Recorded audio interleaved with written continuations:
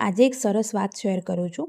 જ્યારે મારા મેરેજ થયા એટલે 1 યર તો હું મારા પેરેન્ટ્સના ઘરે હતી, પણ પછી મારે અમદાવાદ શિફ્ટ થવાનું હતું અને ત્યાં મારે ને મારા હસબન્ડે એકલા રહેવાનું હતું. મારી મમ્મી મનમાં વિચારતી હતી કે મારી પ્રિયા ત્યાં કઈ રીતે સેટ થશે, ત્યાં ઘરનું કામ, જોબ એ એકલી કઈ રીતે મેનેજ કરશે. અને સાચું કહું ને તો આ વાત છે ને મારા મનમાં પણ હતી, એટલે હું બીવાતી હતી કે હું યાર એકલી કઈ રીતે બધું કરી શકીશ. તો મેં છે ને અમદાવાદ જવાની વાતને 15 દિવસ લેટ કરી, 1 મહિનો લેટ કરી, પણ પછી ક્યારેક તો જવું પડશે ને.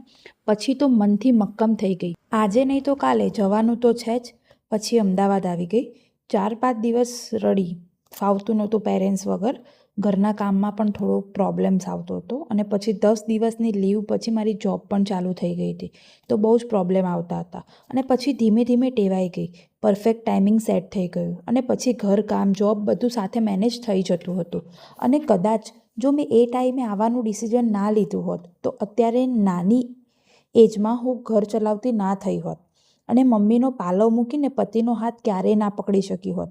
અને એટલે જ બધી મોમને હું કહું છું કે તમારા બાળકને પગ આવે ને એટલે બેટા આમ ના કરીશ, બેટા અહીંયા ના જઈશ, પડી જઈશ, વાગી જશે, એવું બધું કહેવાનું છોડી દો. એને છે ને એની રીતે રમવા દો. એને વાગશે, એ પડશે તો જ એ જીવનમાં કંઈક શીખશે. એનો રસ્તો ના રોકશો, સાથે ઊભા રહીને એનો પડછાયો બનો. Thank you.